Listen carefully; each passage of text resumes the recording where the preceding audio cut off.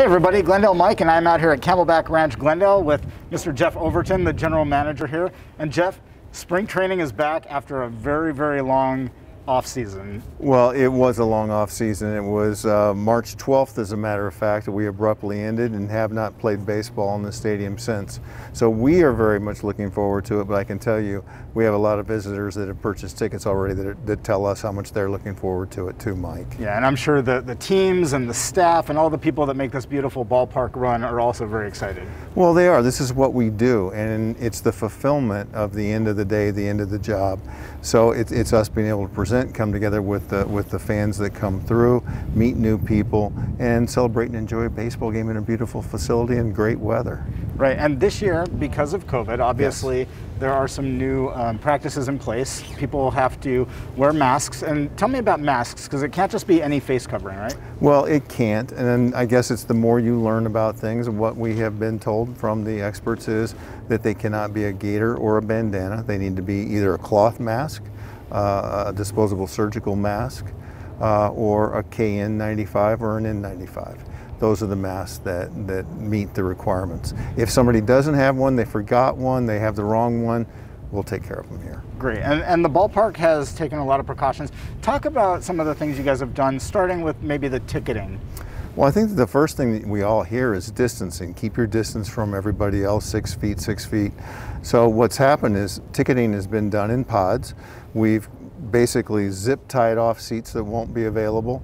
We have made the seats that are available, they're uncovered, and they're being sold in pods of 2s or 4s and a few 6s for the larger groups or families in particularly. So that pod will be seated to where they're a minimum of 6 feet apart from the next closest party to them. No one will cross over them in an aisle, and all those precautions have been taken. So it diminishes the capacity of the facility dramatically. So we're selling at 18%, which is about 2,400 tickets available for each game. And I know you have, like you said, the seats are zip tied, but also in the outfield you've taken some precautions as well. Well, we have. To give the people that like to sit on the lawn the same opportunities, we have painted squares, and we have told them what size they are. I think it's 6 feet by 10 feet for 4 people, or 6 feet by 5 feet for 2 people. So one left field has 4s, right field has 2s, and we've done that. And again, they're 6 feet away from the next pod to them. So they've had the opportunity to not only buy their square footage, but they are defined as to where they're going to be in the facility. Their ticket will reflect it. And when people come into the ballpark, they'll also see on the ground, they'll see some places where they should step, right? They will, and again, I think that most of this, the good news for us is, we've seen these things in a lot of places so far. So we're seeing line queuing with bike rack, with stanchions. We're seeing sign markers of reminding us of the 6 foot distancing where you can be and should be. And I do find myself looking at my feet when I'm out. So we think that this will help. There are signs everywhere, as well as hand sanitizing stations every time you turn. And we've really tried to reduce the amount of things in the facility. So less clutter, a little easier movement, and reminders of what to do the right way for distancing, sanitizing, and masking. And for the most part, people can leave their cash at home when they come to the ballpark. They can. I think one of the things, obviously, again, is, and this is kind of twofold, you want to reduce the touch as much as you can. And cash is one way, so everything is now cashless for the concessions and retail and tickets should they become available again. And the other part of that is bags.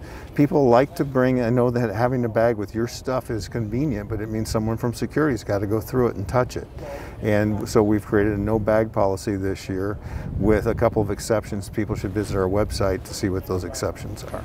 And you talked about the 18% capacity for sales, and because of that, you guys have some pretty good news going into the season already as far as ticket sales, right? Well, we do.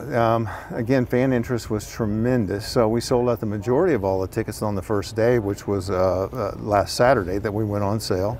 And now every ticket is gone except for there are a few hundred tickets for the game on Tuesday. It's a White Sox Texas Rangers game. That's the only game I guess we have tickets. It helps having the world champions here and a great team like the White Sox as well. Exactly. It couldn't be a better time, and it couldn't be a more frustrating time at the same time. We wanted to grow the size of the capacity, not reduce it, But that said, you know, it's obviously in jest. I can't wait to see people come back in and interact with their ball club and do it safely. Are there any other precautions you guys have taken you want people to know about, or any responsibilities that patrons have when they come to the ballpark? Well, I think that the biggest one that they have is to know that they're coming into the ballpark healthy. So there is a health questionnaire on our website, as well as there will be health questions posed at the gate when they enter. So we want to make sure that people have not run or are not running a fever before they come in. We want to make sure that they're not experiencing any symptoms because again, you know, we don't want one thing to lead to another. That's the primary thing that they can do, other than be prepared with masks and understanding that we are trying to provide an environment that's not only safe for them, but safe for those around them. So this is help us protect you and others. So baseball will be back here with the White Sox and the Brewers on February 28th, and it'll be great to have baseball back at Camelback Ranch after a long time not having it here. It will be. It's terrific. And again, I don't think that most people got enough last year. I know they didn't in spring training when it ended, and ultimately when there were only 60 games of the regular season played, we know that they're very hungry to watch not only spring training, but a full season of baseball in 2021. Great. Well, we're looking forward to it, and then hopefully this will be the last season like this, and hopefully next year we'll have all these seats filled. That's what we hope for too. Thanks very much, Mike. Thank you, Jeff. I appreciate your time. All right, everyone, we'll see you out at the ballpark. It's going to be a great season here at Camelback Ranch-Glendale.